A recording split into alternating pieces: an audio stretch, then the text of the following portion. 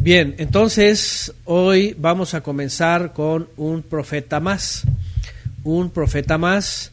Ya terminamos el profeta Micá. De hecho, si ustedes ven este gráfico que yo tengo aquí, está basado, por supuesto, en uno que alguien hizo en un libro, no me acuerdo cómo se llama el libro, pero ya vimos el profeta Joel, ya vimos el profeta Hoshaya, Amós, Yeshayahu y Micá y Miqueas. Yoná no, el profeta Yoná no, porque obviamente es un profeta para Nínive, para las naciones. Aunque el que vamos a ver hoy habla también de Nínive, pero está hablando más también de Judá y de Israel. Por eso lo hemos omitido en esta serie, porque no es profeta para Israel, es profeta hacia las naciones, ¿no? Bueno, entonces en nuestra lista nos vamos enseguida a el profeta Nahum. Nahum, fíjense bien, según está datado en este gráfico, del 612 al 664 antes de Yeshua. ¿Okay? Ahí está datado en esa fecha. ¿Qué significa? Que si vimos Micá en el 687 al 742, imagínense, estamos hablando de una diferencia de 20 y tantos años. ¿Qué es lo que ha pasado aquí? Ya vinieron los asirios y ya se llevaron a los del reino del norte. Ya hubo una devastación, ya hubo un castigo, ya los asirios ya intervinieron, ya hubo matazón, ya hubo la deportación del reino del norte. ¿Okay? Los siguientes profetas ya son profetas que van a hablar posterior al exilio del reino del norte, no del reino del sur. El reino del sur todavía sigue en pie, todavía sigue los reyes reinando, y vamos a ver obviamente todavía este profeta Nahum, Sofonías, Irmiyahu, Habacuc, Daniel, Yehezkel, Obadía, Sejarya, Hagai y Malaquías. Todos nos faltan todos estos. ¿Qué les parece? Así que pues bueno, aquí está. Vámonos al siguiente, que es son contemporáneos, Sefanyá más o menos con Nahum. ¿Vale? Bueno, pues vámonos a el profeta Nahum, que es el que nos compete el día de hoy. Bueno, serie profetas de Israel, que están hablando, por supuesto, al reino de Israel, del norte y del sur. Y es un libro muy pequeño, 3 capítulos, comparándolo con Yeshayahu, Irmiyahu y Yehezkel, que son libros de contenido muy extenso. Pero nos habla de un momento muy importante que ahorita vamos a recordar. ¿Okay? Bueno, dice aquí profecía sobre Nínive. Bueno, de Nahum no se sabe mucho, de hecho casi nada, solamente un profeta del Eterno lo envió de El Chos, dice aquí, o de El Cos. Bueno, la Reina Valera dice El Cos, en el hebreo dice, a ver si no me lo recuerdo, es el Koshi, gentilicio de un nombre de derivación incierta, dice el Koshita, nativo del Kosh, o Elcos, según la traducción. Y el nombre de Nahum, su pronunciación hebraica es Nahum. Realmente la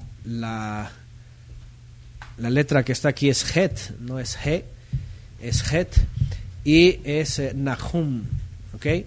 Que tiene que ver con confortable, ¿okay? Confortable. Y bueno, que tiene que ver con ser reconfortado después de una prueba, ¿verdad? Un castigo, ¿no? Bueno, ¿de qué habla este profeta Nahum? Bueno, en las versiones que les ponen títulos, pues habla de un episodio que tiene que ver contra el reino asirio, cuya capital Nínive, por supuesto, la más importante, pues es salvada años atrás, ¿verdad? Porque si ustedes ven, miren, nos hemos brincado Jonah, ¿verdad? Porque no es un profeta para Israel, ¿sí? Es un profeta para Nínive. Pero si vamos a nuestra línea del tiempo, nos encontramos a Jonah en el 760. Este fue contemporáneo, de hecho, de Micá. Fue contemporáneo de Micá. Pero él iba a profetizar a Nínive y se les dice, la destrucción viene. ¿Y qué hacen los ninivitas? Se arrepienten. Dicen que hacen ayuno, hacen lamentación y piden perdón y se restaura, se restablece. Pero ¿qué es lo que ocurre? Que cuando viene el asedio asirio en contra del reino del norte, los ninivitas se ensoberbecen, se jactan, se exaltan y dicen somos poderosos, ¿verdad? Somos los mejores, y empiezan a darle culto a sus ídolos, empiezan a exaltar a Marduk, empiezan a exaltar a Ishtar y empiezan a hacer toda una, ¿verdad? Y además dice la escritura, y aquí lo vamos a ver, que ejercen una autoridad y una sujeción inmesurable en contra de los israelitas, es decir, exceden su castigo y su poder en contra de los israelitas cuando se los llevan al exilio. Y esto importa mucho porque tanto eso como la idolatría, el Eterno se los toma como un pecado, de tal manera que después de haber pecado y de haber sido perdonados, el Eterno viene a castigar finalmente a el reino de Asiria. Este es el mensaje. Asiria, cuya capital Nínive va a ser destruida, el reino va a ser sometido, y es en la época en donde, voy a volver a poner el gráfico, van a llegar los babilonios posteriormente. Si ustedes ven este gráfico, van a ver estos bloques de arriba, que es el tiempo que reinaron los asirios. Ajá. Después vienen los babilonios someten a los asirios, ¿verdad? Y va a hablar de esto, Nahum. Y después los medos persas vienen y someten a los babilonios, después los griegos vienen y someten a los medos persas, después vienen los romanos y someten a los griegos, y así se la llevan. Pero por ahora lo que nos va a competir es esto, Asiria y antes de Babilonia, ¿okay? Porque tanto en Nahum como Sefanía, Irmiyá, Habacuc, ya estamos hablando de asirios cercanos a los babilonios. Ya Daniel y Ezequiel le tocan el exilio. Babilonio a Judá, ¿ok? Bueno. Y importante es esto, Jonah ya ha predicado a Nínive, ya saben lo que pasó, bueno, que se va a Tarsos o a Tarsis, y después el Eterno lo trae de regreso, y el pez gigante y todo lo que ya sabemos. Nínive se arrepiente, vuelven a retomar, el Eterno los usa para llevarse el exilio al reino del norte, exceden su castigo, exceden su soberbia, se van sobre los ídolos para exaltarlos, que ellos fueron, que su poder, su fuerza, y entonces lo que hace el Eterno es, ¿saben qué? Se acabó. Se pasaron, y eso es lo que hace. Y bueno, Yeshua lo dice, el que se humilla será exaltado, pero el que se exalta, dice, será humillado. Y aquí corre la misma ley, la misma instrucción para los asirios, ¿ok? Entonces, bueno, vamos a quitar el gráfico y nos vamos al texto. Y vean, en la Reina Valera, por ejemplo, ponen este letrero, ¿verdad? La ira vengadora del Todopoderoso. Profecía de Nahum sobre Nínive. Nínive era la capital del reino asirio, Ashur, Asiria. Mañana, cuando hablemos de Nimrod, vamos a hablar un poquito de todos esos pueblos, de dónde vienen, y los tataranietos de Noah y todas estas cosas. Y es muy interesante porque pues era un pueblo que conocía en parte el Eterno, pero por otro lado hicieron un sincretismo con la religión de de Nimrod, ¿verdad? Introduciendo el culto a Marduk, a Ishtar, a todos los dioses de Nimrod, y entonces por eso después se desviaron y finalmente perdieron, ¿no? Pero Nínive, y esa es una de las también ciudades que estuvo en tela de juicio todavía hace unas décadas por los arqueólogos, los científicos, sobre la Biblia, hasta que encontraron los vestigios de Nínive, la ciudad entera bajo los escombros, las medidas exactas, como dice la Escritura, según el libro de Jonás. Y lo interesante es desde que el Eterno envía este juicio contra Nínive, hasta el día de hoy nadie la volvió a levantar. Se quedó destruida y sepultada. Quedó ahora sí que para el olvido. Y a Nahum le toca traer este mensaje, ¿no? Bueno, dice profecía de Nínive o carga de Nínive, rollo de la visión de Nahum el Coshita.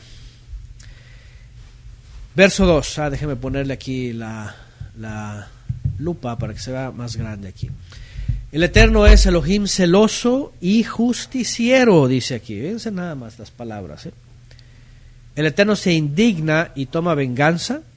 El Eterno toma venganza de sus enemigos, la reserva para sus adversarios. El Eterno es lento para la ira, dice. Es lo mismo que le dijo a Moshe, ¿se acuerdan? Adonai, Adonai, el Rahum Behanum Ere Hapayim Berav Gesed, dice. Tardo para la ira, misericordioso, que guardas bondad para los, así, esa parte de la Torah es muy importante, porque aquí lo dice, grande en paciencia, pero no tendrá por inocente al culpable. Es casi lo mismo. El Eterno camina en el torbellino y en la tormenta, y las nubes son el polvo de sus pasos. Una escena como de un tornado, ¿no? Camina en el torbellino, dice, y en la tormenta, y las nubes son el polvo de sus pasos. Bueno, tenemos que recordar una vez más, antes de darle lugar a los rebeldes, a decir, ay, mira que Dios tan malo, ¿eh? Porque ya saben, nunca faltan los de la gracia barata y lo de esta secta, ¿verdad? Que empiezan a hablar que del Dios malo y que no sé qué, y empiezan a decir, ay, qué feo, como que celoso, justiciero, vengativo, ¿verdad? Y que tiene enemigos y todas estas cosas, ¿no? Otra vez, ¿tuvo el Eterno misericordia de Nínive? Sí la tuvo, les mandó un profeta, los puso a orar, los puso a ayunar, se arrepintieron, los libró del castigo porque estaban en todo tipo de hechicería, de idolatría, de asesinatos, de robos, de cualquier cantidad de delitos, y se arrepintieron, estuvieron bien, se fortalecieron, fueron usados para castigar al reino del norte, etcétera. Pero después, como dicen por acá, se empezaron a creer más buenos. Se empezaron a sentir los únicos, empezaron a sentir que no pasaba nada, ¿verdad? Que era por sus propias fuerzas, que era por sus propios méritos, y pecaron grandemente. Y entonces lo que pasó acá es de que el Eterno se va a mostrar en contra de ellos para, obviamente, pues ya no puede detener una vez más el castigo. Y otra vez lo vuelvo a decir, el Eterno está buscando a ver a quién castigar, o más bien desde el principio está tratando de ayudarle al hombre para que no se pierda, y le está ayudando, pero el hombre, por su necedad y por su torpeza, está cometiendo errores todo el tiempo, y él es el que se busca caer en el hoyo, ¿no? Aunque el Eterno lo está ayudando a salir, a veces el hombre dice, suéltame, yo me quiero ir más al fondo, ¿no? Y eso es lo que pasó con los ninivitas. Cuando pones esas expresiones, celoso y justiciero, no significa que es el justiciero como hoy día vemos en nuestra sociedad, ¿no? Que son gente que pide cuentas y paga cuentas así a lo loco, ¿no? A la venganza cualquiera, ¿no? Es decir, no paga mal por mal, sino lo que está haciendo más bien es ya no puede retener un castigo que el hombre solo se ha buscado. Y por eso dice que ejecuta justicia, simplemente porque si no lo hiciera entonces quedaría injusto, ahí sí sería impune. Bueno, ¿celo de qué? Pues obviamente de la santidad que pide el Eterno, y como no hay ahí, como hubo profanación, entonces también se indigna y toma venganza de sus enemigos. es decir, de aquellos que le desafían, aquellos que no solamente le desobedecen, aquí estamos hablando de los que le desafían, ¿verdad? Y sobre cualquier cosa, lo ignoran y quieren hacer su voluntad. La reserva para sus adversarios, dice aquí. Adversarios, y la palabra adversario, ¿qué dijimos que es? Yo no sé si aquí en esta versión, por ejemplo, en esta palabra, bueno, aquí viene la palabra enemigos. Adversarios viene más arriba. A ver, tzaur. Ok, es palabra adversario. Dice, el Eterno es lento para la ira, grande en misericordia, grande en paciencia, pero, y aquí está, pero no tendrá por inocente al culpable. Y bueno, no está de más recordar que la culpa, obviamente dentro del sistema del Eterno, dentro de su instrucción y la vida que nos ha dado términos, instrucciones, nos ha dado reglamentos, por supuesto, juicios, sentencias, y lo que vamos a ver aquí también es esto, es que dice aquí que Él no puede dejar impune a nadie. Al que es culpable no lo va a dar por inocente, y es algo que hoy día en la sociedad se vive mucho, ¿no? Los culpables comparecen como inocentes y los inocentes los hacen verse culpables y los llevan a la cárcel. Pero en el caso del Eterno no. Le encontró culpa a Nínive y dice que no la va a tener como inocente. Dice, el Eterno camina en el torbellino, en la tormenta, y las nubes son el polvo de sus pasos. Reprende al mar y lo hace secar. Evapora todos los ríos, el Basán y el Carmelo aridecen. La flor del Líbano se marchita. Ante él tiemblan las montañas, los collados se derriten. Ante su presencia se pone en pie la tierra, el mundo y todos los que en él habitan. Delante de su indignación, ¿quién podrá estar en pie? ¿Quién podrá resistir el ardor de su ira? Su enojo se vierte como el fuego, y ante él se desmenuzan las peñas. Fíjense nada más esta escena. Y bueno, hemos hablado antes de que esto finalmente es la consecuencia del pecado, ¿no? De la maldad, de la abominación del hombre. Y esta escena también no es otra que lo que va a pasar en el día del fin también, cuando por el pecado y por la maldad pues venga el juicio sobre todas las naciones. 7. El Eterno es bueno, es fortaleza en día de aflicción y conoce a los que confían en él, pero con un cataclismo inundador hará desaparecer su lugar y perseguirá a sus enemigos hasta las mismas tinieblas. Fíjense nada más, hasta las mismas tinieblas. ¿Qué es lo que os imagináis del Eterno? Él arrasará y ciertamente no tomará venganza 2 veces de su enemigo, aunque sean como espinos enmarañados, empapados en su embriaguez, serán consumidos como paja seca. De en medio tuyo ha salido un consejero de Belial, fíjense, que maquina el mal contra el Eterno. Qué interesante.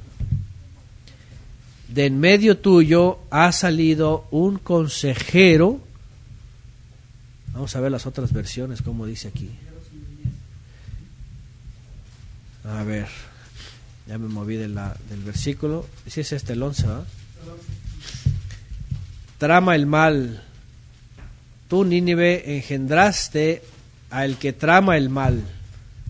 A ver, salió una maquinación, tramaba, ha salido el que medita el mal. A ver, trama el mal, el que ha salido, trama el mal, consejero de Belial. Consejero de Belial. Bueno, la mayoría dicen de ti ha engendrado el que trama el mal, un perverso, dice.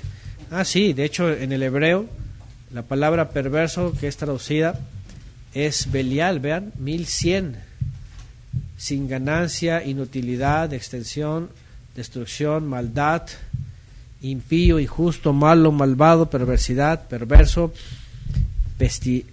pestilencial, dice aquí según el diccionario de Strong, un consejero perverso. Esto es de Belial, un consejero perverso.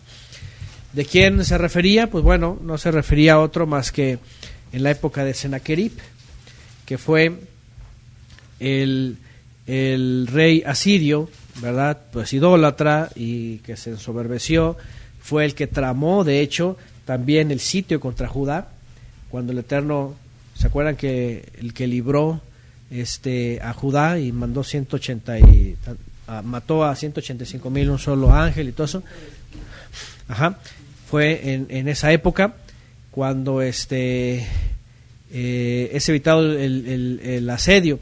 Entonces estaba hablando de uno de esos personajes de Asiria que se sublevó o se ensoberbeció, ya no reconoció al Eterno, por supuesto, ya estamos hablando aquí de 20 años después de la época de Joná.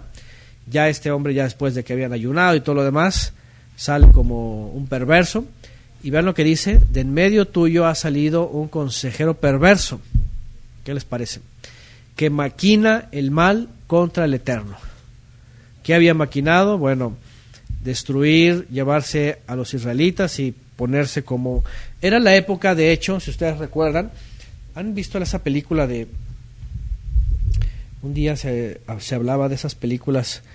Hay una película en la época de los asirios, no me acuerdo, hace tiempo que la vimos, porque hablaba de esta época, en donde estos individuos, igual que los faraones y otros más, decían que eran dioses en la tierra, y no solo no reconocían el Creador, sino ellos se ponían como dioses en la tierra, y sometían a su gente. Y todas sus guerras, creo que la de 300, si no me lo recuerdo, aunque esa fue un poquito más de épocas, pero era de esa época de... Bueno, finalmente en esas épocas, ¿verdad?, aparecen todos estos personajes imperialistas, porque es como Nimrod. De hecho, mañana vamos a hablar de la ¿cómo se llama?, del legado de Nimrod. Nimrod fue el primer hombre que impuso una figura imperialista. O sea, no era un gobernador, no era un rey, o sea, era un emperador. El emperador está por encima de los gobernadores y de los reyes. Y él fue el primero que puso esta figura de emperador sobre la tierra, y que además se dijo en su momento que era un dios en la tierra. Y empezó a recibir adoración, ¿no? Por eso de ahí en adelante todos aquellos locos se sentían dioses. Alejandro el Magno, Nabucodonosor, los faraones, todos se sentían dioses, ¿verdad? Y querían que les dieran culto, ¿no? Entonces, esto que vemos aquí es el emperador de Asiria, o el rey de Asiria, ¿verdad? Que empezó a maquinar mal, es decir, imagínense, es como si el Eterno les hiciera dar a conocer el plan para sus vidas, ¿verdad? ¿Cómo los quiere usar ustedes? Y ustedes de pronto dicen, pero yo no quiero ser usado así, yo quiero hacer mi propia vida, y yo con todo y el conocimiento empiezan a decir, yo quiero ser diferente, a mí no me interesa eso. Eso es maquinar en contra del Eterno. O sea, si ya el Eterno te ha dado un estilo de vida, una instrucción, te ha dado todo lo que Él ha planeado para los suyos, y tú vienes y te rebelas y dices, yo no quiero ser así, a mí no me importa, y es más, el poder que me ha sido dado lo voy a usar para otra cosa, eso es rebeldía. Entonces, eso es lo que pasó. Dice un consejero perverso que maquinaba el mal contra el Eterno. 12. Pero así dice el Eterno, aunque estén robustos y sean muchos, con todo serán cortados, y Él pasará, aunque te he afligido, no te afligiré más, sino que ahora te sacaré de encima su yugo y romperé tus coyundas. Pero acerca de ti mandará el Eterno que no quede memoria de tu nombre. Destruiré los ídolos e imágenes fundidas en el templo de sus dioses, y lo convertiré en tu sepultura, porque eres vil. Miren sobre los montes los pies del que trae buenas nuevas, del que anuncia la paz. Guarda tus solemnidades, oh Judá, y cumple tus votos, porque el inicuo no volverá a atravesarte, pues ha sido totalmente destruido. Esta expresión, que es una expresión de esperanza, ¿verdad?, que aparece también en el Brit Hadashah, mirad sobre los montes los pies del que trae buenas nuevas, era una buena noticia para Judá, especialmente aquí estamos hablando de Judá, porque el rey asirio, que ya era calificado como emperador del mundo, estaba haciendo uso de su fuerza, de su poder, de el sometimiento de todas las naciones, porque era como un torbellino que arrasaba, ¿verdad? Dicen que venían del oriente. De hecho, se le reconoce al reino de Asiria como el primer reino que estableció las primeras vías de comunicación terrestres, que después usó, por supuesto, los babilonios, los medos persas, ya luego los romanos las perfeccionaron, hicieron caminos para todo el mundo, que después donde vino el dicho, ¿verdad?, todos los caminos llegan a Roma, pero los asirios fueron los primeros que empezaron a hacer las grandes vías de comunicación, y porque iban conquistando, iban, ¿verdad?, arrasando, y estaba tramando este mal, estaba tramando: voy a destruir no solo al reino del norte, Israel, sino voy a destruir a Judá, la voy a despedazar, lo voy a tomar, me los voy a llevar a todos cautivos, los voy a someter a su rey, los voy a humillar. O sea, lo que quería hacer el rey asirio era tomar todo el territorio. Y es cuando el Eterno le pone un alto, porque aunque el Eterno ya había hablado de un juicio en contra de Judá, todavía no era el tiempo. El Eterno iba a usar a los babilonios, no a los asirios. Entonces, fíjense qué interesante, porque lo más curioso es de que el Eterno tiene los tiempos bien medidos. Es decir, si Él tenía los tiempos para los últimos reyes de Judá, de tal manera que se llegara a la época del exilio, a la época de Daniel, a la época de Yehezkel, el exilio y Zorobabel de regreso, o sea, no puede venir un hombre a moverte tus planes.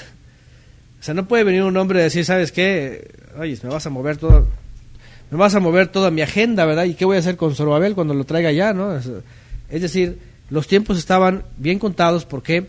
Porque, y mañana vamos a hablar un dato muy interesante sobre Nimrod también, y todos estos imperios, o sea, cómo se movían y por qué esta simiente extraña estaba en estos personajes y de pronto les brotaba y se rebelaban. Pero lo interesante aquí es de que el Eterno tiene que detener a los asirios, ¿verdad?, a este hombre y a todo su imperio.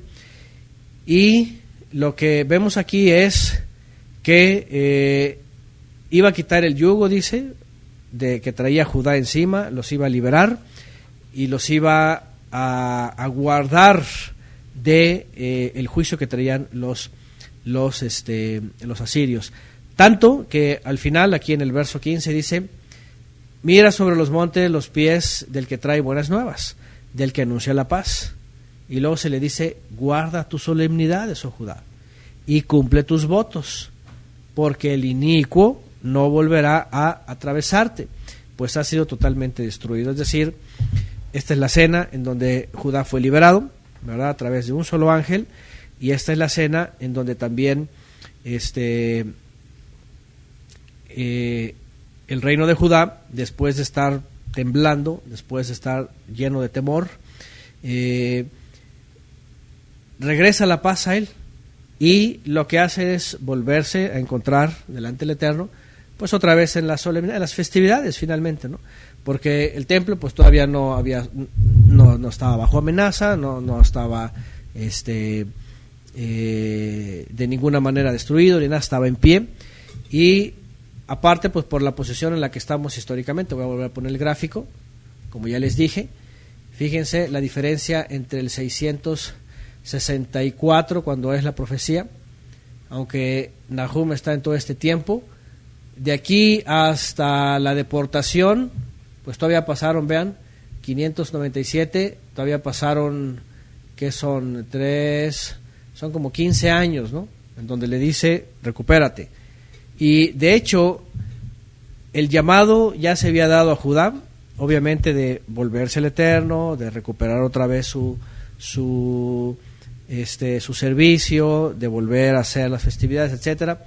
Pero bueno, era una oportunidad que el Eterno le iba a dar, quitándole a Siria, aunque obviamente enseguida pues ya iba a venir el castigo por medio de los babilonios. Capítulo 2. Dice: el destructor ha subido contra ti, guarda la fortaleza, vigila el camino, ciñe tus lomos y reúne todas tus fuerzas, porque el Eterno restaurará el esplendor de Jacob y el esplendor de Israel, porque devastadores lo han devastado y han destruido los vástagos de su vid. El escudo de sus valientes está rojo, sus guerreros visten de púrpura, sus carros son fuego de acero. En el día de su formación se hacen temblar los cipreses. Jinetes vertiginosos y carros enloquecidos se lanzan por las calles y las plazas como antorchas encendidas, como relámpagos que zigzaguean. Se da aviso a sus valientes y ellos se apresuran en su marcha. Se apresuran en dirección al muro, se aseguran la barrera, se abren las esclusas de los ríos y el palacio se derrumba. Está decretado, será sacada y deportada. Sus criadas surean como las palomas y se golpean el pecho. Nínive es un estanque cuyas aguas escapan.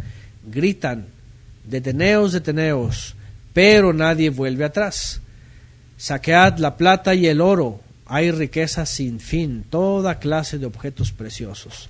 Desolación, devastación y destrucción, desfallece el corazón y se aflojan las rodillas. Los lomos se estremecen y todo rostro palidece. ¿Dónde está la guardia del león y el cubil de los leoncillos? ¿Dónde se metían sin temer el león, la leona y los cachorros? El león hacía presas suficientes para sus cachorros y despedazaba para sus leonas. Su cueva se llenaba de víctimas, su guarida de rapiña.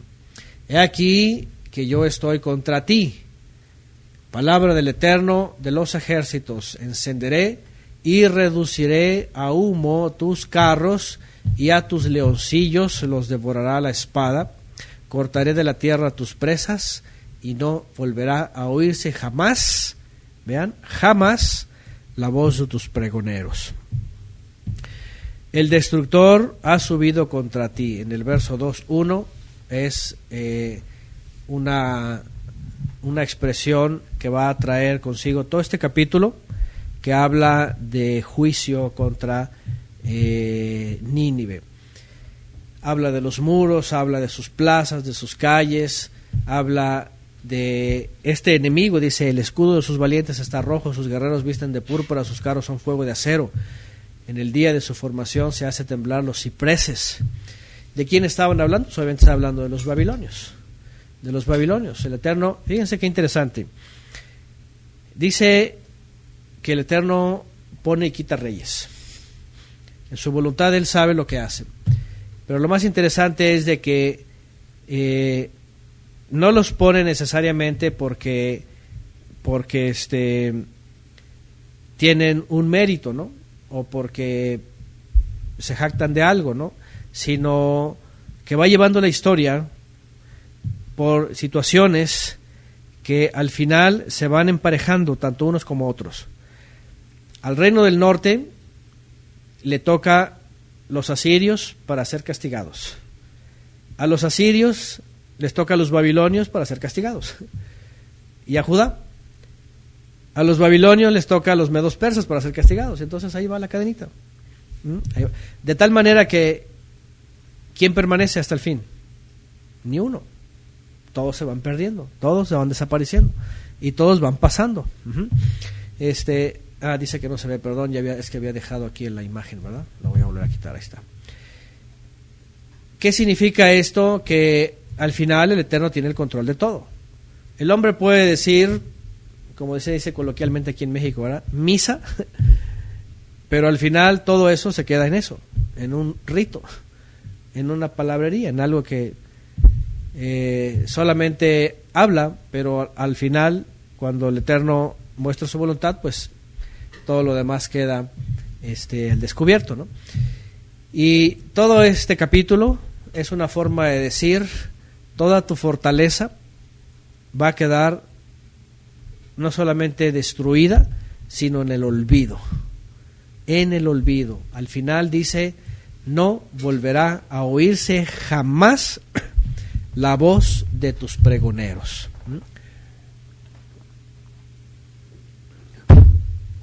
Y esto es lo que iba a ocurrir a los ninivitas.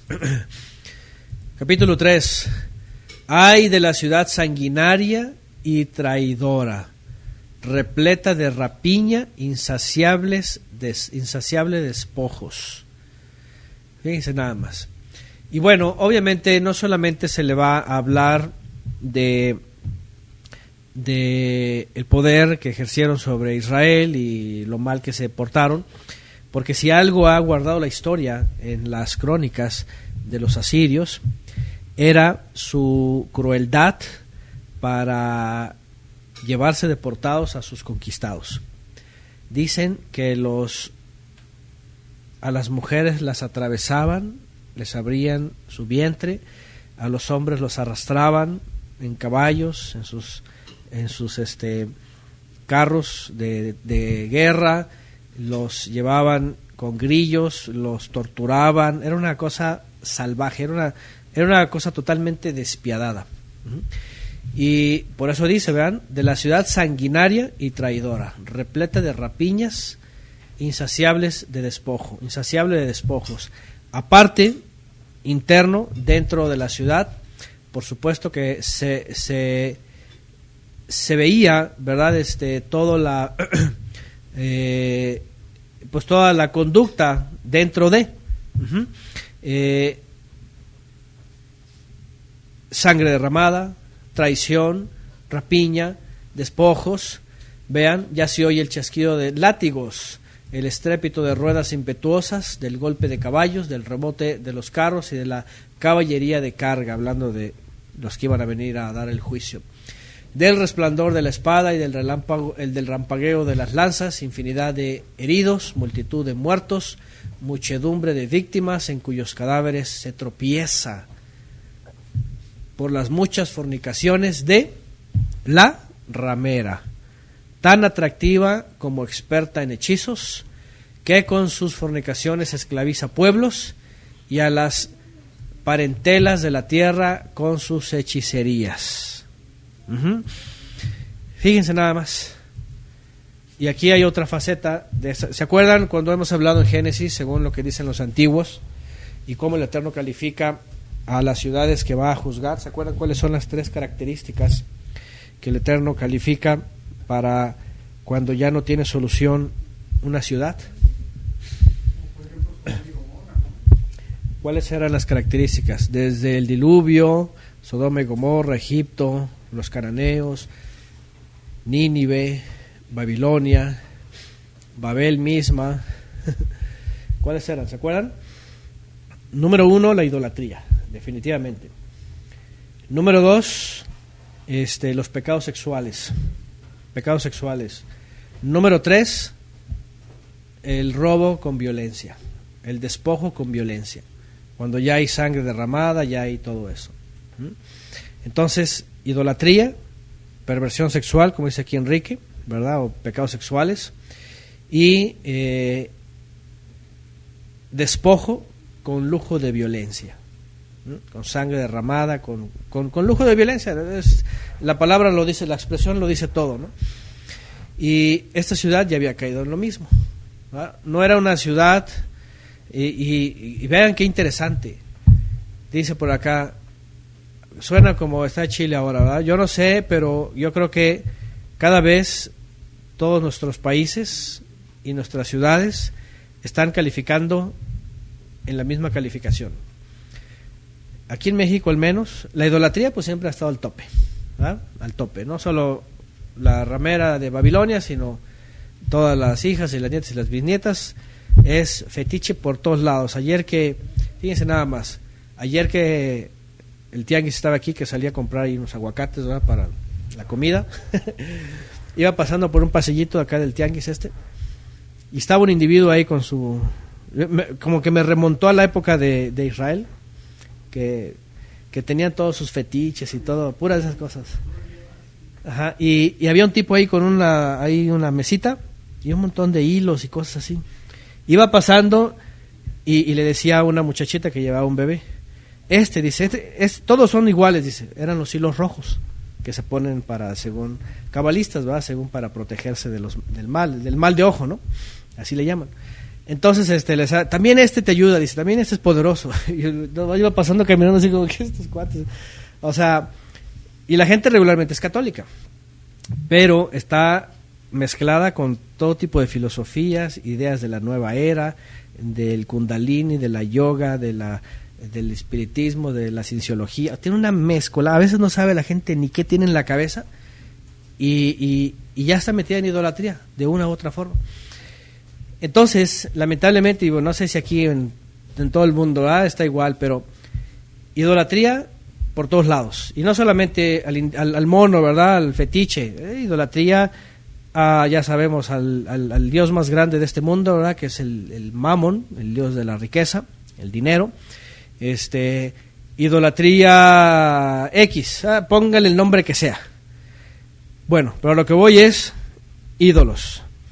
Pecados sexuales, inmoralidad, ni se diga. Hasta se difunde ya en las escuelas, en la tele, internet, todo se difunde, libertinaje, se difunde, haz lo que quieras, complácete, toma parejas, haz lo que sea, haz lo que te dé tu regalada gana. Hoy día se ha puesto de moda yo podría llamarle la orgía moderna, podría llamarle así, ¿no? Que son especies de compartir parejas y no sé qué tantas cosas, y tríos y cuartetos y quién sabe cuántas cosas, pura cosa enferma así, de veras, mental, sexual, ¿no? Entonces, bueno, ya ni se diga, ¿verdad? Idolatría, perversión y despojo con violencia, pues tampoco ya ni se diga, ¿verdad? O sea, a donde quiera está metido toda esta violencia. Aquí en México, yo no sé quién supo fuera de México, pero ha estado en estos días en boca de todo el mundo, supuestamente, ¿verdad?, el asesinato de esta parte de esta familia en el norte de México, que ya no sabe uno si es cierto o no es cierto, porque los familiares están como si no pasara nada, pero por otro lado, ¿verdad?, dicen que también estaban inmiscuidos en un cártel, y por otro lado dicen que pues hay mano negra y que falsa bandera y que quién sabe qué, pero bueno, no se necesita una falsa bandera o sospechas o que si es o no es. Si fue, obviamente es un caso horripilante, imagínense acribillar así a mujeres y a niños, pero no es por ese tema nada más, es por todos estos ya 2 décadas que ha habido un flagelo impresionante sobre México, al menos, yo no sé en otros países, pero muertes y muertes y muertes y muertes, con violencia, por el narco, por el dinero, por el tráfico de órganos, de niños, por los productos que se venden, ¿verdad?, robados, por 1000 cosas.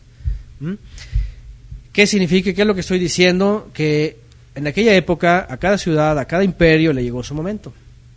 Lo que estoy diciendo es de que lo que vemos en nuestros países no es otra cosa que ya el colmo de lo que va a llevar finalmente pues a lo que ya sabemos, el juicio final, el castigo a todas las naciones.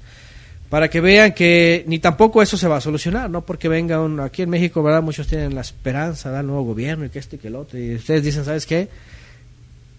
No ha pasado sino peor, porque la verdad es de que no pueden tener control contra eso. Por más que diga un gobierno, vamos a acabar con, no, que vamos a acabar ni que nada. O sea, la gente allá afuera se está matando por el dinero, por la droga, por todo, y peor, creo que este año va a ser peor que el año anterior de asesinatos, ¿no? Muertes y violencia y todo eso no se acaba.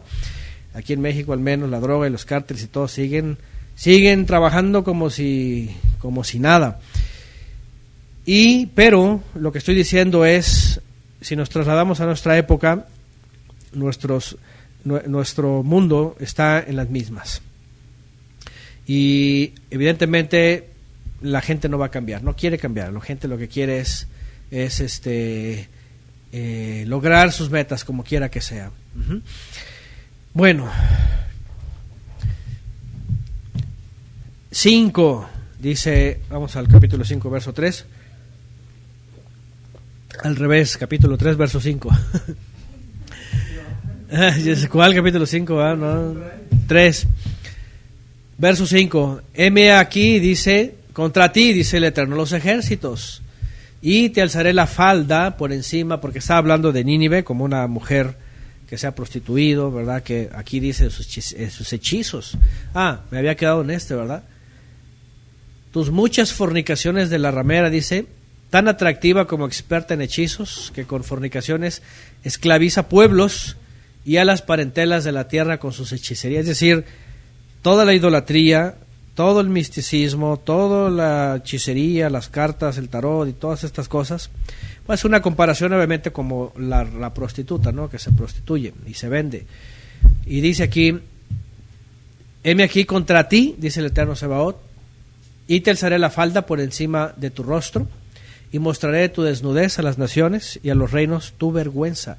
Una forma de desmantelar Nínive y de decir todo aquello que decías que estabas adornada, cubierta, que tenías baluartes, poder, fuerza, riqueza, tu ejército, todo tu poder. Levantar la falda para mostrar sus vergüenzas es como decir, te voy a mostrar tu debilidad, que no eres nada, no eres nadie, tus ídolos no te van a ayudar, no te van a sostener. Vas a quedar exhibida ante las naciones, porque Ashur, el reino de Ashur, estaba levantándose con poder, igual como todos los imperios, poniendo presencia, poniendo temor en todos los pueblos. Imagínense, y de pronto, mira, quedó toda desolada. Quedó como un reino de niños, ¿verdad? De infantes que no saben levantar ni una sola arma. Así la iba a dejar, dice. Te arrojaré basura encima. Fíjense qué interesante. Nínive quedó sepultada. Quedó sepultada. Nadie sabía, por eso negaban la Biblia. Decían, no, la Biblia está mal, esa Nínive, ¿dónde está? Nadie la ha encontrado, nadie sabe nada. Hasta apenas unas décadas que encontraron las ruinas, y empezaron a excavar y dijeron, aquí hay algo, y empezaron, y todo lo que vieron, esto es Nínive. Es una forma de decir, te voy a sepultar. Te haré vil y te expondré a la pública vergüenza. Los que te vean huirán de ti diciendo, Nínive ha sido destruida. ¿Quién se compadecerá de ella? ¿Dónde hallará quien le consuele? ¿Eres tú mejor que Tebas, la que se sentaba entre los ríos, rodeada de muchas aguas, cuyo baluarte era el Nilo, cuyo muro se elevaba desde el río?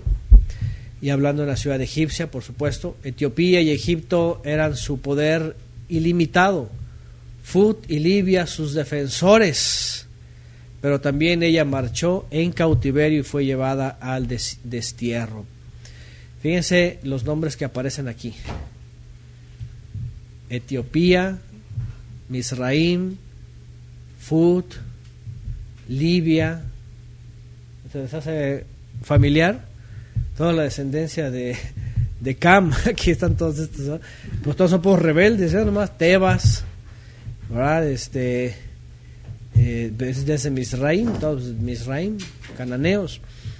Pero dice, también marchó al cautiverio, fue llevado al destierro. También sus pequeños fueron estrellados en las encrucijadas, y sus nobles echaron suertes, y sus poderosos fueron encadenados. Así también tú te embriagarás y andarás oculta, también tú buscarás refugio lejos del enemigo. Tus plazas fuertes serán como higueras cargadas de brevas maduras. Al sacudirlas caen en la boca que las come. Observa tus tropas en medio tuyo. Son como mujeres frente al enemigo, las puertas de tu territorio abiertas de par en par, y el fuego ha consumido los cerrojos.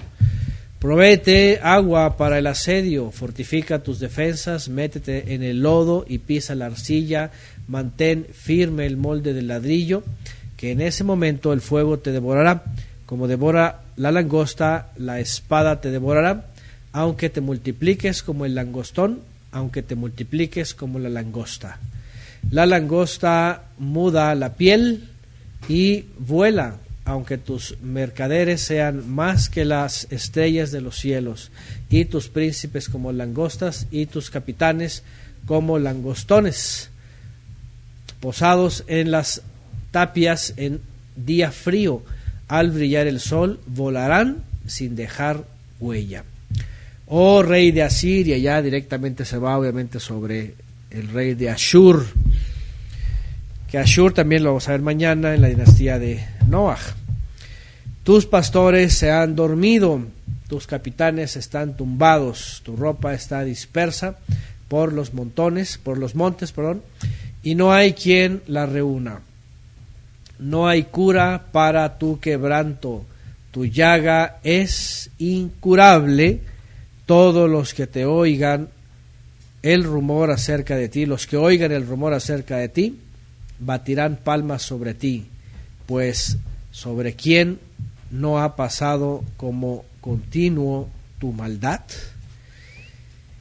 Y así concluye con esta palabra, se queda como en suspenso, ¿verdad? Se queda como para que respondas y vean lo interesante, ¿no? Sobre quién no ha pasado de continuo tu maldad. Es como decir, dime, háblame de tus cartas. Por ejemplo, el Brit Hadashah dice que somos cartas abiertas. Es decir, que no ocupamos recomendación, que nuestro testimonio, nuestras obras hablan de lo que somos. Imagínense que tú digas, a ver, ¿cuáles son tus cartas? Puras tachas, ¿verdad? Puros males por todos lados. Esto estaba pasando con Nínive. Dice, ¿sobre quién no ha pasado de continuo tu maldad? Y esto también se le menciona a Israel, esto de no hay cura para tu quebranto, tu llaga es incurable. ¿Cuál fue la gran diferencia? Ponen aquí, tu herida no tiene remedio, tu llaga es incurable, todos los que sepan lo que ha pasado celebrarán tu desgracia, pues ¿quién no fue víctima de tu constante maldad? Fíjense. ¿Cuál es la diferencia entre esa expresión y la que se le da al pueblo de Israel? Porque también a Israel, ¿se acuerdan que hablamos de eso en uno de los profetas? No me acuerdo en cuál fue exactamente, que lo vimos que dice, tu llaga es incurable, ¿verdad? Tu llaga es incurable. Y la gran diferencia es, y Shaul de Tarso lo menciona, ¿verdad? Habla de el amor que el Eterno le tuvo a los patriarcas. Dice, solo por Abraham que le prometí, y por amor, dice, a mi siervo David. De otra forma, dice, yo me desentendería de todos, ¿verdad? Pero en el caso de Nínive, igual su llaga es incurable. No hay cura para tu quebranto, fíjense nada más. Todos los que oigan el rumor acerca de ti, aplaudirán, fíjense nada más. Qué forma de ser, más humillación no se puede, ¿no? O sea, bullying, ya por encima de todo, bullying, se burlan de ti, te aplauden tu caída, tu derrota. Y lamentablemente, es justamente, como dice por aquí Franco Chandía, que el Eterno nos guarde y podamos dar buen testimonio. Porque fíjense que nada más a Israel, nada más por amor a Abraham y por amor a David, dice que tuvo misericordia del remanente. Dice Pablo de Tarso, si no fuera por la misericordia del Eterno, como Sodoma y como Gomorra, dice, hubiéramos venido a ser.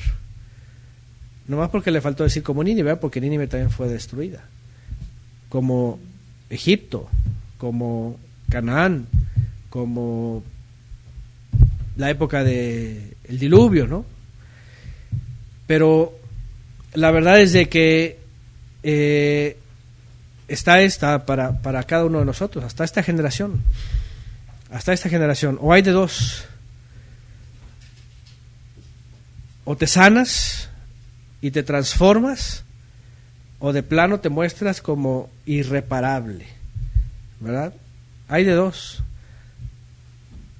O tienes oportunidad para restaurarte, o de plano lo único que vas a mostrar es, sabes que ya no tienes solución. Es como cuando agarras un aparato, es como esos celulares, ¿verdad? Viejitos que que ya dices tu nombre, esto ya no tiene solución y además ya no carga nada, ya no aguanta nada, ¿no? Ya la pruebas una aplicación y se apaga, ya no tiene forma, ¿no? Ya no hay forma de renovarlo, ¿no?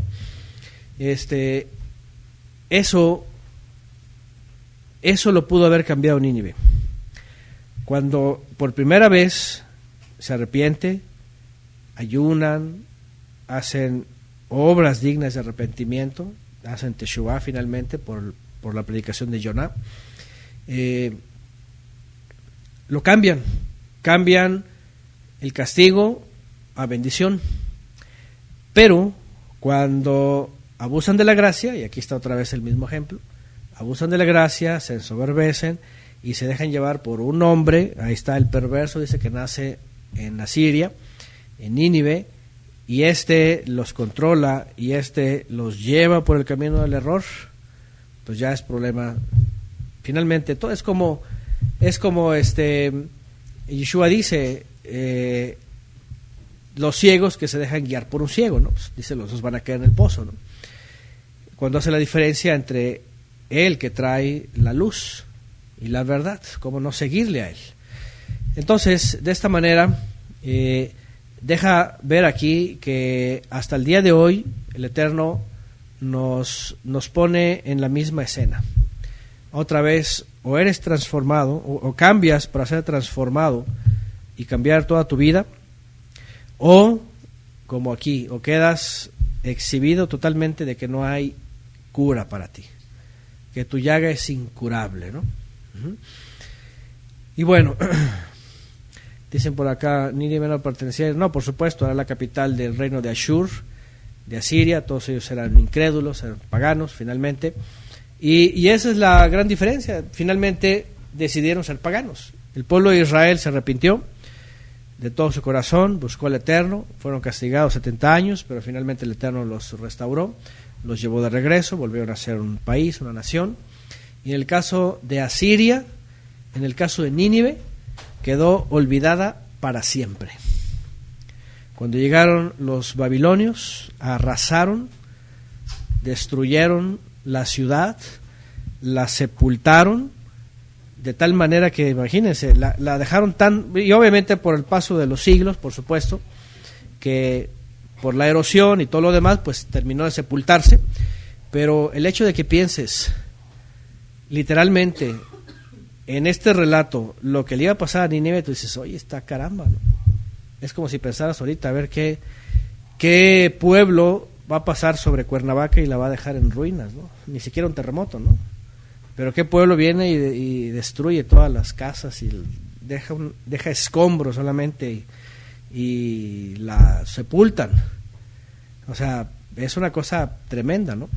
Y es que era un desafío para los babilonios, por supuesto, Nínive. Es decir, el Eterno los puso como en el ring para decir, a ver quién es más fuerte. Y por eso cuando llegan a Nabucodonosor con su ejército, por eso dice, esta ciudad se va a acabar para siempre, y la destruye y la sepulta. Y esa es una escena tremenda, ¿no? Y bueno, y ahí está. ¿Por qué? Porque sobre quién no ha pasado de ti continuo tu maldad. Y es una escena básicamente como la de Babilonia en el día del juicio. Y es que Nínive es una de las ciudades que surgieron en la época de ¿quién? ¿Quién la construyó? A ver, pregunta examen, eso es pregunta examen. Examen fácil.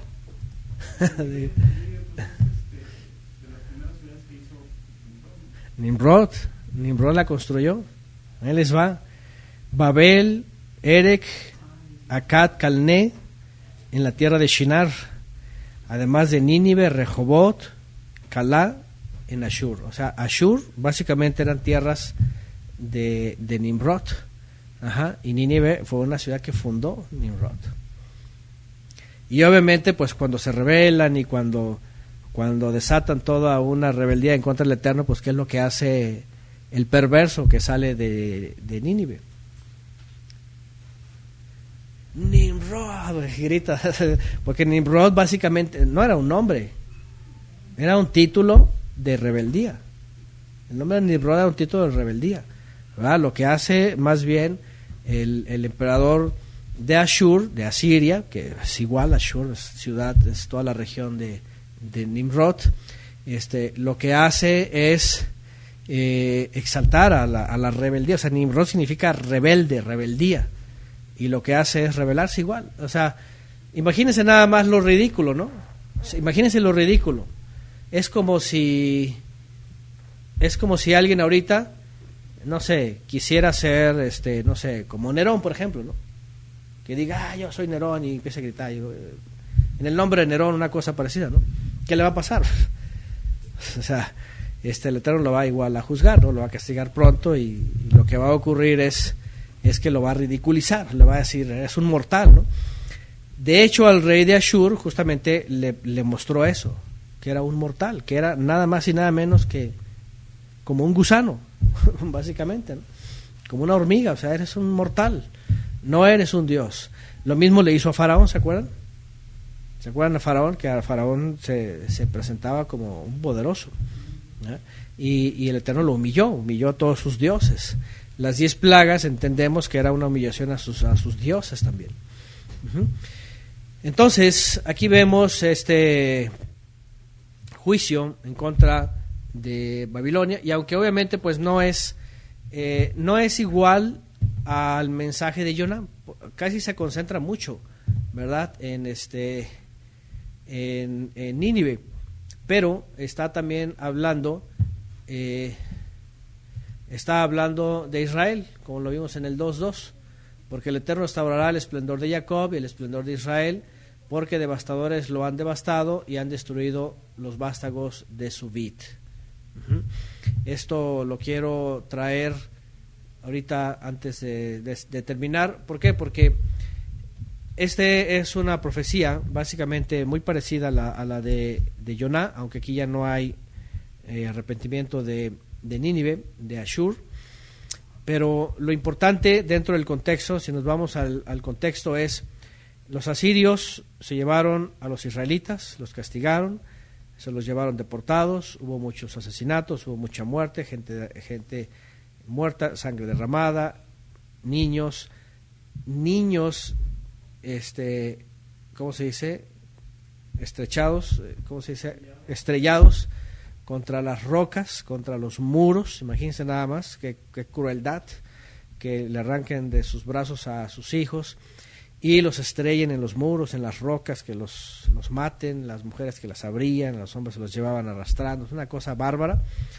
Y era una forma, de hecho, los asirios, de destruir todo el linaje. Y es algo muy interesante porque, otra vez, volvemos al punto. Ashur, Asiria, era tierra de Nimrod. Nimrod dejó un legado. Y todos los descendientes de Ashur, por ende, los ninivitas en su mayoría, si no podríamos pensar en algunas otras tribus que quedaron ahí, pero en su mayoría, ¿de qué linaje eran? ¿De qué linaje eran? Pues eran camitas, ¿verdad? Eran básicamente pues el linaje también de Cush, que era el padre de Nimrod, y entre sus hijos, sus nietos, sus bisnietos y toda esta mezcolanza se crecieron de ahí. Entonces imagínense nada más en el momento en donde el rey asirio dice, ¿quiénes son estos? El pueblo de Israel. ¿Qué pensarían? Pues obviamente de haber dicho, ahora sí tengo el poder, los voy a destruir a todos. ¿Por qué? Porque el Eterno ya había dicho que por medio de Israel iba a venir un descendiente por el cual iba a someter a Satanás. Es decir, Judá finalmente era el objetivo del rey de Asiria.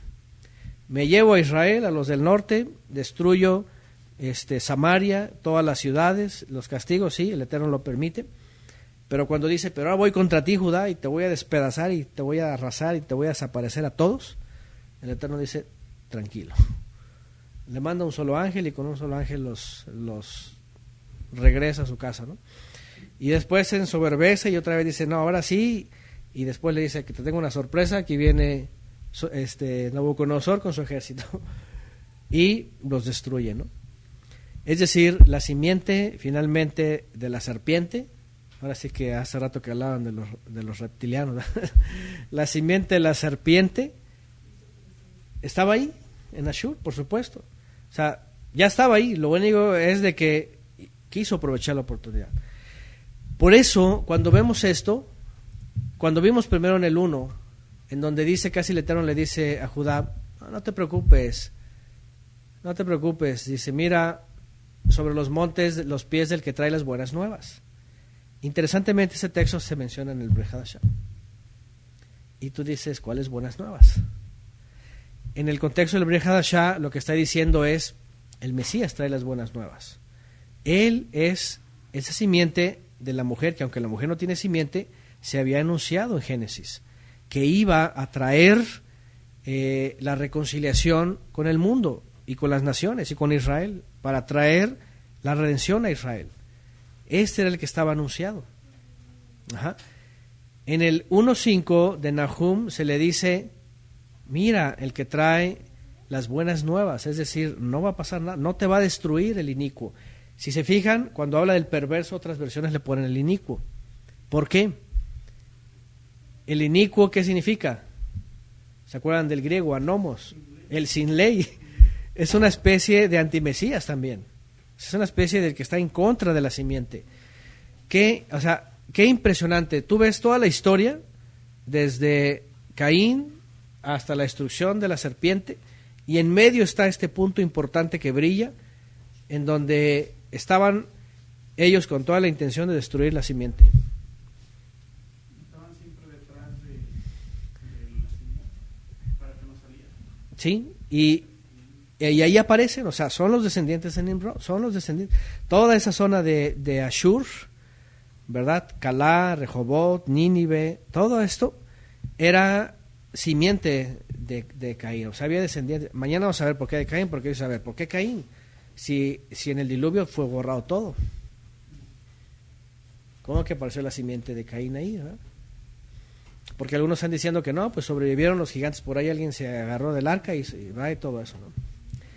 Pero tú no puedes saber si de Cam, por ejemplo, ya ves que subieron sus 3 hijos con sus nueras. Y tú dices, ¿y esas nueras quiénes eran? Porque no habían sus nombres. ¿Y qué tal si Cam se agarró ahí, ¿verdad? Una canaíta, ¿no? Una cainita, ¿no?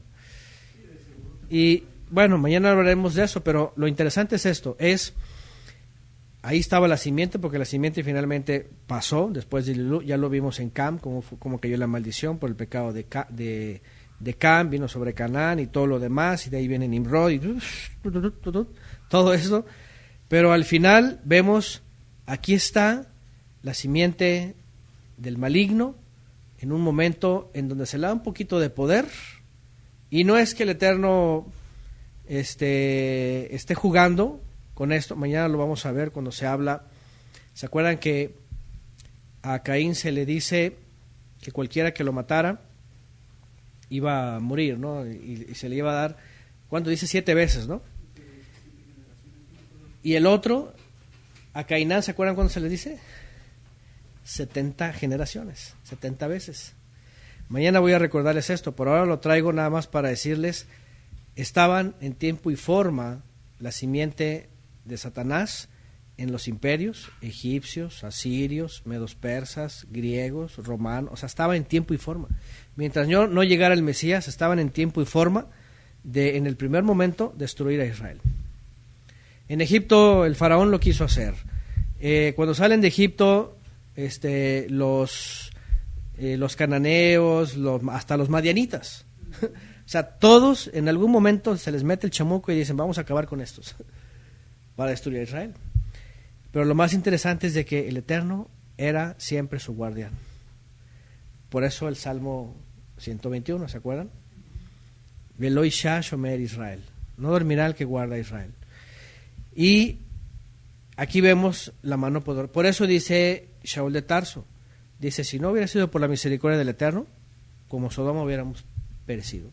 Porque si hubiera sido por Ashur, por los asirios, en aquella época, si no hubiera sido por el Eterno que manda un ángel, los asirios hubieran negado y arrasado y hubieran acabado con toda la simiente de Judá. A todos se los hubiera... Porque lo más interesante, fíjense cuál fue la diferencia entre el inicuo de Asiria, Ciro y Nabucodonosor. ¿Cuál fue la diferencia entre ellos tres? Ciro reconoció al Eterno. Dijo, el Eterno me dijo, deja que construyan mi templo. O sea, Ciro reconoció al Eterno. Nabucodonosor también, porque aunque en un momento se ensoberbeció, lo humilló como una bestia y después lo reconoció. Pero el inicuo de Asiria no lo reconoció, sino que dijo, hazte un lado porque Nimrod, soy el rebelde, y adoró a Marduk y a Ishtar y todo, y dijo, voy a destruir a Israel y a Judá, a los dos. Y el Eterno le pone un alto. ¿Se dan cuenta? Cuando leemos esto, mira sobre los montes los pies del que trae buenas nuevas. Estoy retomando textos importantes. Está hablando de dos cosas. Es decir, el profeta está diciendo, vienen buenas nuevas. No te preocupes por el inicuo, no te preocupes por Asiria. Obviamente, aunque les iba a tocar su parte con Nabucodonosor, finalmente Nabucodonosor, su juicio iba a estar regulado. O sea, Nabucodonosor no vino a destruir a todos. Nabucodonosor vino a destruir a los rebeldes. Y a los... y a los obedientes dijo, váyanse con Nabucodonosor, van a estar 70 años y luego los votar de regreso. Y el inicuo de Ashur, ¿no? El inicuo de Ashur iba a decir, háganse un lado, voy a destruir a todos, no me importa ninguna simiente de aquí, no ordena el Eterno. Es decir, el Eterno sabía que si dejaba al inicuo de Asiria, iba a hacer de las suyas. Mira sobre los montes los pies de los que traen buenas nuevas. El profeta le está diciendo, no temas. El Eterno está pensando y tiene guardada la simiente de Abraham porque va a venir un descendiente después. El que va a traer las verdaderas buenas nuevas. Del que anuncia la reconciliación. Acuérdense que Shalom tiene que ver con reconciliarse con el Creador. Ya no eres delincuente, ahora eres hijo. Ya no eres bastardo, ahora eres hijo. Guarda tu solemnidades. Y vean el punto, o sea, no le dice nada más eso, sino le dice, guarda tus solemnidades. Oh Judá, es decir, lo está llevando otra vez al servicio, lo está llevando otra vez al encuentro con el Creador, lo está llevando otra vez a las citas santas. Aquí es donde es importante para nosotros. ¿Por qué? Porque el que ha traído buenas nuevas de paz, de reconciliación con el Creador, nos vuelve a decir, reencuéntrate otra vez con el Eterno. Celebra sus fiestas, guarda sus solemnidades, cumple sus mandamientos, guarda sus preceptos, guarda todas sus instrucciones. ¿Qué quiere decir? Ya estamos en esa reconciliación. Cumple tus votos, porque el inicuo no volverá a atravesarte, pues ha sido totalmente destruido. Y el inicuo, en este caso Satanás, aunque no ha sido destruido, sabemos que Yeshua va a venir a destruirlo. Por ahora, dice la Escritura que el Eterno ha puesto a sus enemigos por debajo de sus pies. Y el último que va a ser destruido va a ser la muerte. Es decir, mientras entremos en la promesa, es por eso cuando decimos que en el Mesías somos más que vencedores. Imagínense si en Israel, el gentil que se convertía a Israel y entraba en este pacto, estaba protegido. De hecho, muchos conversos permanecieron y fueron parte de la descendencia. De la descendencia santa. Pero ahora imagínense que nosotros no solamente entramos a Israel, sino entramos al mismo cuerpo del Mesías. Esto significa tenemos una protección máxima. O sea, ya para nosotros el inicuo está sometido. Ahora guarda sus solemnidades, cumple tus votos, cumple sus instrucciones. ¿Por qué? Porque ya ha llegado el que trae buenas nuevas. Para aquella época solamente era, no te va a pasar nada. Nínive va a ser destruida, el rey de Asiria no te va a hacer nada. Y luego, si nos vamos al verso 2, fíjense, el capítulo 2, verso 1 y 2, el destructor ha subido contra ti, guarda la fortaleza, vigila el camino, ciñe tus lomos. Bueno, dice en el 2:2, porque el Eterno restaurará el esplendor de Jacob y el esplendor de Israel, porque devastadores lo han devastado y han destruido los vástagos de su vid. ¿Qué les parece? Fíjense la escena, lo que hemos hablado antes. Los asirios se llevan al reino del norte, lo destruyen, queda todo una pérdida. Sí, el Eterno salva a Judá, 20, 25 años después, quedan libres. Pero 30 años después, vienen los babilonios y los arrasan a ellos. Y tú dices, a ver, ¿cómo ha guardado el Eterno a su pueblo? Bueno, no significa que no iba a castigar a los malvados de Judá. El castigo era inminente, pero sí salva al remanente, y aunque se lo lleva al exilio, después lo regresa y empieza la restauración esplendorosa de Jacob.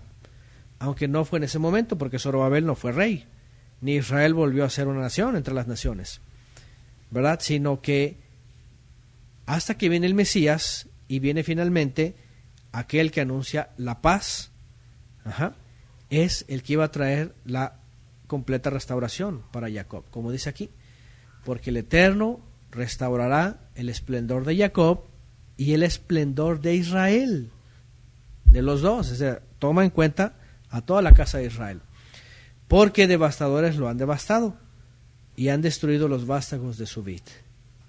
Y esto es lo que vemos, y hemos hablado finalmente de eso, ¿verdad? Porque cuando hablamos de... Ahí entró aquí otro caído, nomás aprovechan el chat y empiezan con sus cosas, ¿verdad? Sus promociones aquí, ¿no? Nomás puro sincretismo, hasta la cruz pusieron ahí, ¿verdad? Y la estrella de Moloch, y ay, de veras, les digo, ahí está Nimrod.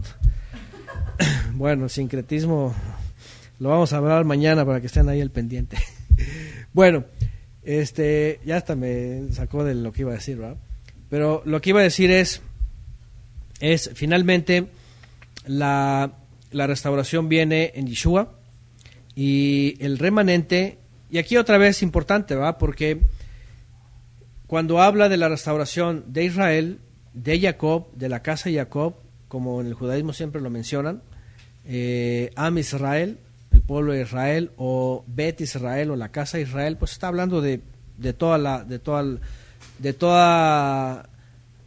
las familias, aunque de todas las familias son remanente. Y su restauración, otro punto aquí importante es que vean cómo el Eterno estaba anticipando no solo la restauración, cómo iba a ser, sino cómo iba a ser el proceso contra los enemigos. Cómo iba a ser el proceso contra los enemigos, que no tiene nada que ver como el judaísmo finalmente del primer siglo ya lo había establecido. ¿Qué creía y qué quería el judaísmo del primer siglo? Fíjense qué interesante. Quería un rey como Nimrod, porque Nimrod finalmente fue imitado ¿por quién? Por el faraón, por Alejandro el Magno, por Nabucodonosor, por Ciro, o sea, todos ellos lo imitaban. Claro, todos los emperadores, sobre todo cuando se levanta Julio César, ¿verdad? Que, bueno, él finalmente, Augusto César fue el que se levanta como primer emperador, porque con Julio todavía era república. ¿Qué es lo que hacen todos ellos? Quieren imitar al primer emperador. El primer emperador fue Nimrod. ¿Me entienden? Y por eso aquí viene el problema de Israel, de los judíos del primer siglo. Constantino, claro, Constantino también fue emperador. Romano, por cierto, ya mezclado, ¿no?, con la teología y el paganismo. Pero interesante es de que qué error cuando en la tradición judía todavía y desde el primer siglo antes de Yeshua estaban pensando en un Mesías como Nimrod, háganme el favor, o sea, como un emperador en caballo y como Alejandro el Magno y todos ellos. Y lo siguen esperando así. De hecho, su idea es eso, es que queremos ver a nuestro rey Mesías, emperador de todo el mundo. Que de hecho en la época del primer siglo decían que muchas de las cosas que decían los judíos, incluso los fariseos, ya muéstrate, decían, manifiéstate. Era que de pronto vieran, el emperador, ya llegó Nimrod, casi, ¿verdad? Y vieran a un hombre poderoso, ¿no? Y Yeshua dijo, espérense, no se trata de eso, el reino no es así, el reino es de venir al Creador, humillarse, y Él nos va a exaltar. O sea, es un reino, no es de esta tierra, es muy diferente, es un reino que tiene que ver con obedecer al Eterno, simplemente, cambiar tu forma de vida y venir al cuerpo del Mesías, punto. Pero lo que querían, el judaísmo, que por cierto, en parte de parte de su doctrina, que una de las facetas religiosas, por ejemplo, de Ashur, del reino de Asiria, era este profeta, ¿cómo le llamaban? Se me olvidó, de la religión zoroástrica, Zoroastro, que según el judaísmo, fíjense, tomaron de la religión de Zoroastro, o de la idea de Zoroastro, que después fue una religión, una filosofía religiosa, era que cuando llegara su Mesías, el judaísmo lo dice, es en el primer siglo, que iba, por eso se le llama el reino milenial, que cada 1000 años supuestamente aparecía un iluminado, ¿verdad? Una especie de avatar.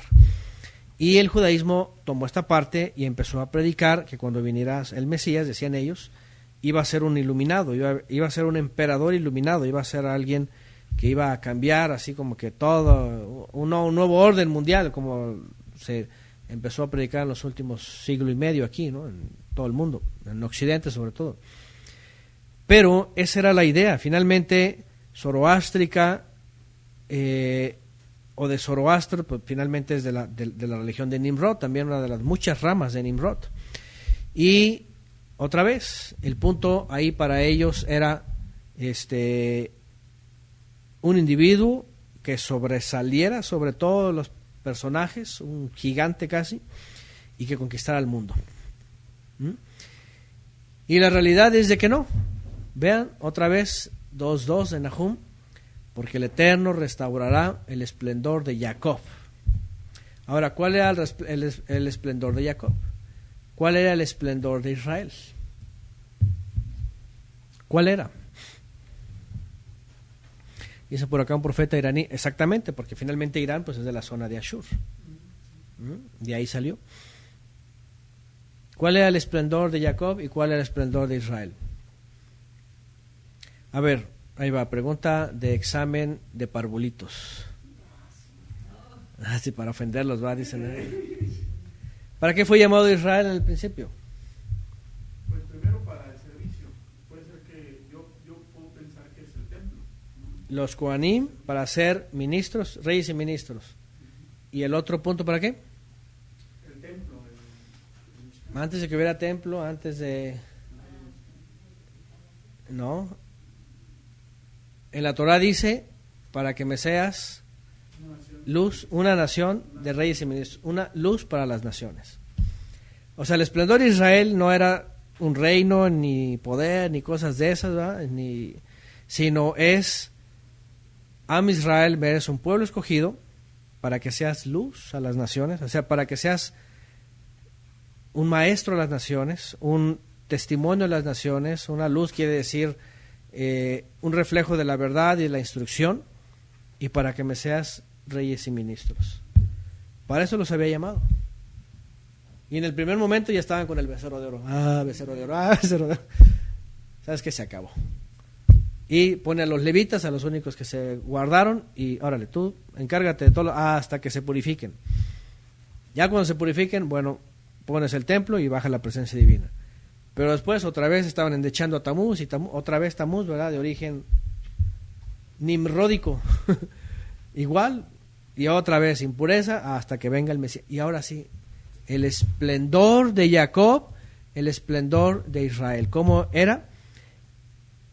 Obviamente el Mesías es el que lo iba a acercar, ¿sí? Pero el esplendor de Jacob y de Israel es que volvieran otra vez al lugar que les fue llamado. Reyes y ministros para Elohim, y para ser un ejemplo, una luz a las naciones. Qué impactante, porque nosotros hemos sido reflejados por ellos. Y no estoy hablando de los judíos, askenazí, ni sefaradí, ni los ortodoxim, ni los cabalistas, ni los reformistas, ni los reconstruccionistas, ni los conservadores, ni los ultraortodoxos, ni los ortodoxos, ni los neoortodoxos, ni los liberales, ni nada de eso. Todas esas son puras desviaciones. Estoy hablando de los israelitas del primer siglo, creyentes que esperaban el Mesías, que no tenían religión, sino que decían, esperamos al Rey de Israel. Y que viene y les muestra la luz y se convierten en el cuerpo del Mesías, y a partir de ahí todos somos añadidos, somos convocados en esa redención. Restaurará el esplendor de Jacob, el esplendor de Israel. Fíjense nada más. Dicen por acá, pensé que era el Mesías. Es que el Mesías es la luz de Israel, pero lo que estoy diciendo aquí es restaurarla en la posición en la que ellos estaban. O sea, en la posición que ellos fueron llamados, ¿no? De hecho, todos nosotros, cuando venimos a esta tierra y que venimos ignorantes, hemos venido a reflejar al Eterno, a ser un reflejo del Creador. Pero nacimos en nuestros países y en nuestras familias y en la religión católica, lo que sea, y lo que menos somos es eso, sino que nos metemos al baile del mundo, ahí andamos perdidos. Qué interesante, porque cuando venimos al Creador por medio del Mesías, somos restaurados nuestra condición que tiene que ser celestial. Es como la canción del hermano Raulito, ¿no?